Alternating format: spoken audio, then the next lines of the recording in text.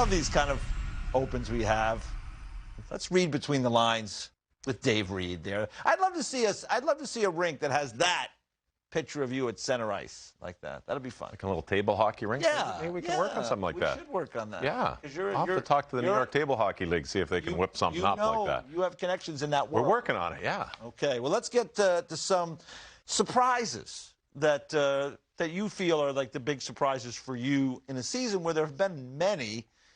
How about let's start with the Rangers and the big fella scoring so many goals. This is a real surprise, and not a surprise that Chris Kreider is contributing goals, but the fact that Chris Kreider is on pace for 50 goals. This is, I don't think anybody saw this coming. A career high of 28 in 18-19. Right now, he's got 46. I think the Yankees or the Mets might like to have him because he's going for the Cy Young, too. He's 46 and 19. That's pretty good. But 46 goals for Chris Kreider. He should get 50. The power plays have been phenomenal. 24 power play goals.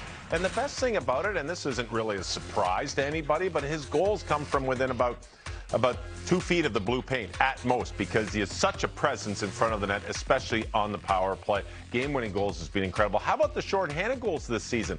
This is the first year he scored a shorthanded goal, and he's got 3. So not only is he getting it done on the power play, he gets it done in every situation. 5-on-5, 4-on-4, 4-on-5. And it's I would say it's a surprise. Again, not a surprise he's scoring. It's a surprise to me and a lot of people that he is pushing 50, which is absolutely remarkable. And I really hope that Chris Kreider gets 50 and gets 50 plus. And he could be pushing for the all-time Ranger goal mark, which would be sensational. Yeah, you were talking about those in close. 17 goals on deflections and tip-ins. Leads the NHL. I mean, that's what you want. Number one. But that's what you want from a big man, right? That's where you want him to be. If I'm not wrong, Joe Pavelski's number 2, but I think Joe Pavelski's 6 or 7. Like, it's not even close. It's not as though it's the guy number 2 is like right behind him. No, he is so far ahead of everybody, and it just goes to the season he's having. Yes, the Rangers have got lots of offense. They play a great upbeat style. Gerard Gallant's got this team going, but Gerard Gallant, you got to give the coach credit when a player is having a career year such as Chris Kreider is, because Gerard Gallant has just given Chris Kreider the opportunity to kill penalties, to get out there and have fun with the game, and it's remarkable. I mean, he comes up with overtime goals, game-winning goals right at the end, and it's just game after game. He is a huge contributor scoring goals. And that's not a surprise, but he's just doing it so consistently, which we've never seen him do in his career. And you know it's your year when you score one like he scored last night, right? Just throws it at the net, hits the goalie, and goes in. So it's been one of those years for Chris Kreider. Oh, by the way, Joe Pavelski has 8 of those tip-ins and deflections. So still, still more than double. I was saying 6, but yes, right there. Which that's when the guy's second, you're twice as many. That's impressive. Yeah, amazing year for Chris Kreider. We'll see if he can keep it up. I think he's going to get to 50, but we will see. How about out west? The Calgary Flames are having a really good year. They lead the Pacific Division. Did you expect them to be this good? Another surprise. Yeah. I expect them to be good, better than last year, but not this good. They've got 4 30-goal scorers. And Johnny Gaudreau and Elias Lindholm are 1-2 in the plus-minus. I mean, Johnny Gaudreau is top of the plus-minus. Yeah, I would say Johnny Gaudreau is more of a points guy, but he's never been known as the defensive player, and that's a huge plus for this team. And for the Flames to be sitting on top of the Pacific Division, I don't think it's a surprise. It's the way they're doing it, though. They are winning games. They can shut you down, or they can blow it up as they did against Edmonton. They put 9 up the other day. And also, Jacob Markstrom has been sensational for the Calgary Flames. And he's up for the Vezina. No question, he's one of the top goaltenders in the league. Their goals against per game. And when Daryl Sutter took over this team, he said, you know what? We are not a goal-scoring team. He says, we don't have guys. So you do have guys who can score, Daryl. But the key is, he's got this team playing defense first, and defense wins championships. Daryl knows that. Ask him what happened in Los Angeles when you put defense first, and then you sprinkle in that offense. This is a team that has got Daryl Sutter's name all over it.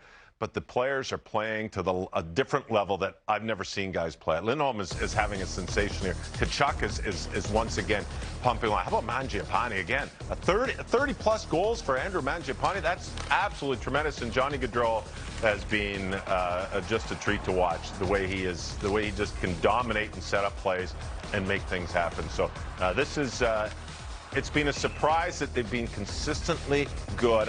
You're always expecting a little drop from a team, and it hasn't happened in Calgary, and I don't see it happening. And to me, I expect this team, the Calgary Flames, to come out of the Pacific and challenge for the Western Conference Championship. Well, that'll be some series. They may have to go in the Battle of Alberta with Edmonton, and then if they get through that, Colorado. So it's going to be an interesting road for the Flames. But I think the biggest thing, they're in really good shape. That was what I heard in the offseason was Darryl really pushed these guys.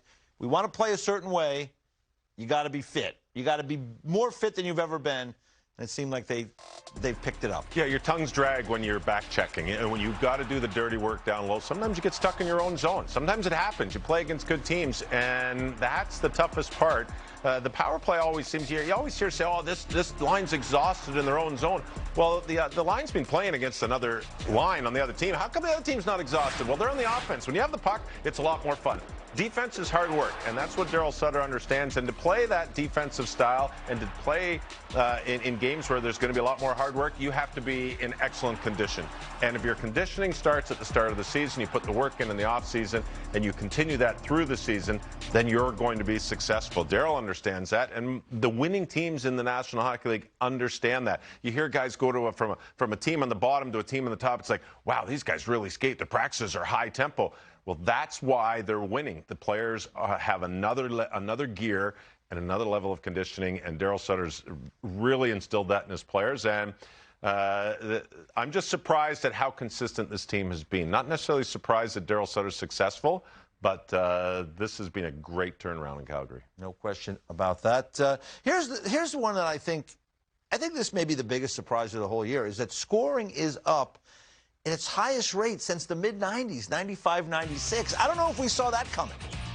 Definitely didn't see this coming. And there are a few things that you might attribute it to, and it was everybody's, well, the goalie equipment's less, you're not allowed to clutch and grab, yes, no question about it. But to get over 6 goals, this is fantastic. And this is the 5-on-5, or actually even strength, so it's 4-on-4, 5-on-5. Even strength goals. This is the second highest it's been since the early 70s. And that, to me, is remarkable because it's not just scoring on the power play, and it's not just taking penalties and man advantage. It's 5-on-5. And for the goals to be up, let's say, you know what, maybe some of the situations where teams were running into COVID and you had to dress fewer players. Some teams were dressing 16 guys in a game rather than 18 skaters. Maybe a little bit of the fatigue. A lot of new young players. You look at the lineups, you go through the lineups, you're like, who are these guys? Especially at the start of the year, a bunch of young players getting opportunities. That is going to allow teams to maybe take advantage of some of the younger guys and create more offense. That was going on at the start of the year. But we just saw Pittsburgh put up 11. We saw the Calgary Flames put up 9 on the Edmonton Oilers. And that's not because they were playing with young guys, call-ups, and young rookies from the American League getting a chance. Half the team's out with COVID. No, that's not the case whatsoever. The skill of the players today, from first line to fourth line, first defenseman, sixth defenseman, is absolutely remarkable. And the way the teams want to handle the puck and control the play, control the puck, want puck possession. Maybe it's the analytics. Everybody wants to have a high analytics, so you have to have the puck. I'm not 100% sure. I can't put a finger on it, but I absolutely love the way the National Hockey League's goals are continuing to go. I watched that 10-7 game. That was a remarkable game. Yep. Goaltenders hate it, coaches hate it, but as a fan, great. All of those games that you're looking at with the high goal scoring is fantastic. I don't know what the guys are doing. And Steve Cooley, just a shout out to you. Just keep it up, because I know Steve Cooley has for years, and we all know Cool from NHL Network Radio, has been charting the trajectory of goals for in the season. But I love it. I can remember playing in the 80s and in the 90s when you'd play a team, and if Pittsburgh was coming in with Mario or Edmonton was in with Gretzky, let's just keep it under 4 or 5 here, guys. That's the way it's getting now. And the best about scoring is there's not a lead that is out of reach. A 3-goal lead, it used to be 2-goal lead, worst goal in hockey. Now, I think that 3-goal lead, it's never out of reach. We see teams score 3 goals in 5-6 minutes, and you don't bat an eye because it happens consistently. So it's fun. It's the way I look at it, even though I was a defensive forward. I love the scoring. I love the creativity in the game. Yeah, goals up is usually a good thing for fans. maybe not as much for coaches, but the players like scoring, the fans like seeing it. So it's been a good year in that regard. Last one for you, Dave. The Philadelphia Flyers, they started the season with some kind of high hopes, right? They went out, they made some acquisitions in the offseason. When you think about, bringing in Ryan Ellis, Cam Atkinson, you can see it right there. Rasmus Ristolainen, Keith Yandel, and, Ellis has been hurt. The rest of the guys haven't performed great. All Cam Atkinson has done, those numbers I think are pretty good for Cam Atkinson.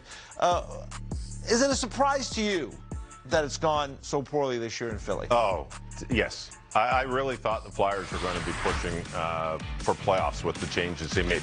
They made a huge change when they got rid of Jacob Voracek. Jacob Voracek and Claude Giroux were fixtures on this team, and that was a statement saying, you know what, this is a facelift. They bring in Cam Atkinson. Cam Atkinson's had a tremendous season. Leads team in scoring. Great player. Scores big-time goals. Ryan Ellis has played 4 games. That's devastating. Ryan Ellis, the players they brought in with Keith Yandel, looking for more offense. Rasmus Ristolainen, a big, solid defenseman. 3 defensemen they're bringing in should change the outlook of this team. I really thought they were going to. They're in the Shane Wright sweepstakes. Yeah. This is not where I saw the Flyers. They changed coaches early in the year, and that's not where I saw the Philadelphia Flyers. This team this season has been a complete surprise from the start. I really thought this team would get a wake-up call when they traded Claude Giroux, who everybody loved. And it went the absolute opposite way, to the point where, at the end of the season, now they've traded their captain. They traded Voracek. Now they've traded Claude Giroux. Yeah. And so I keep looking at this team going, wow. And last 2 years, goaltending, defense, goaltending. They made the appropriate changes that everybody thought, hey, this team is going to be better. They're going to take a next step. Kevin Hayes being injured for a good chunk of the year. Yeah. With Sean Couturier out for a good chunk of the year. Everybody has injuries, but nobody in Philadelphia was able to pick up the slack. And I really thought that wasn't going to be a situation. And their goaltending has been good. Hasn't been great, but it's been good. And you look through the National Hockey League, this team was just being a disappointment. And to me, it's been a surprise where they're ending up and that they will be in the Shane Wright sweepstakes. Yeah, and there's a lot of decisions to make in the offseason in terms of the coaching and other player moves. So Chuck Fletcher is going to have his hands full down there in Philly.